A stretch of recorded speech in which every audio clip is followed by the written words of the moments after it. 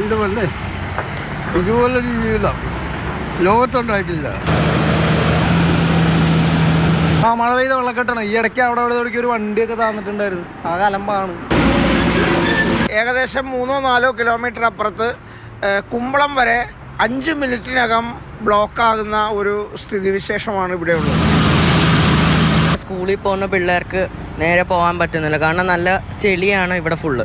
ഒരു തരത്തിലും നടക്കാൻ പറ്റണില്ല മനുഷ്യൻ. അതേ രീതിയിലുള്ള കാട്ടായോട് കാണിച്ചുകൊണ്ടിരിക്കണം. അരൂർ തുറവൂർ ഉയരപ്പാത രാജ്യത്തെ ഏറ്റവും വലിയ ആകാശപാതകളിൽ ഒന്ന്. എന്നാൽ ഇത്രയും വലിയ വികസന പ്രവർത്തനം നടത്തുമ്പോൾ പ്രദേശത്ത് വേണ്ട മുന്നൊരുക്കങ്ങൾ നടത്തേണ്ടതല്ലേ? എന്നാൽ ഒന്നും ഉണ്ടായില്ല. ഇതേ തുടർന്ന് കുണ്ടും കുഴിയുമായി കിടക്കുകയാണ് ഈ പ്രദേശം. ഇതുമൂലമാണ് ജനങ്ങൾ വീണ്ടും പ്രതിഷേധവുമായി എത്തിയത്. തുറവൂർ അരൂർ ജനകീയ സമിതിയുടെ നേതൃത്വത്തിലായിരുന്നു പണിതടയൽ സമരം. NHAI കരാർ നൽകിയിട്ടുള്ള നിർമ്മാണ കമ്പനിയായ അശോക ബിൽഡ്കോണിന്റെ സൈറ്റിലെത്തി ജോലികൾ നിർത്തിവയ്പ്പിച്ചു.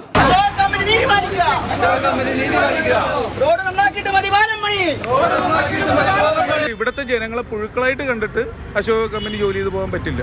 അതുകൊണ്ടിട്ട് എത്രയും പെട്ടെന്ന് ഞങ്ങൾക്ക് സഞ്ചാര യോഗ്യമായ 3.5 മീറ്റർ റോഡും അരൂർ മുതൽ 7 മീറ്റർ റോഡും ഞങ്ങൾക്ക് അടിയന്തരമായിട്ട് ചെയ്ത് കിട്ടണം. ആക്സിഡന്റ് ആയി കയ്യും കാലും ഒടിഞ്ഞ് വീടുകളിൽ കിടക്കുന്നു. അതിന് കണക്കില്ലാത്തത്. ഇനി അങ്ങനെ ഒരു സംഭവം ഉണ്ടാവാൻ പാടില്ല. ദേശീയപാതയ്ക്ക് നടുവിൽ ബാരിക്കേഡ് തീർത്താണ് ജോലികൾ നടക്കുന്നത്. എന്നാൽ ഇരുവശങ്ങളിലൂടെയും വാഹനങ്ങൾക്ക് സുഗമമായി സഞ്ചരിക്കാൻ കഴിയും വിധം റോഡ് ടാർ ചെയ്ത് നേരെയാക്കിയിട്ടില്ല. പൊടിശല്യവും ചെളിയും ഗതാഗതക്കുരുക്കും അപകടങ്ങളും ഒക്കെയായി ആകെ തകർന്നിരിക്കുകയാണ് പ്രദേശം.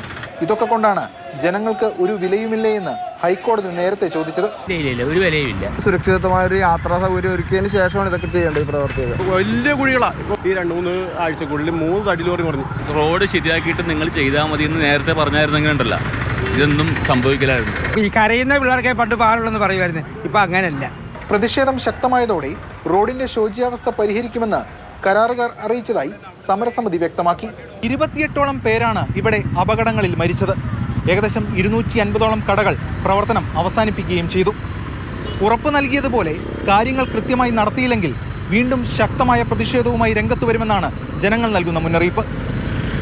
ക്യാമറമാൻ അനീഷ് തോടക്കാടിനൊപ്പം എസ് ഷാഗിൻ, മാതൃഭൂമി ന്യൂസ്, ആലപ്പുഴ.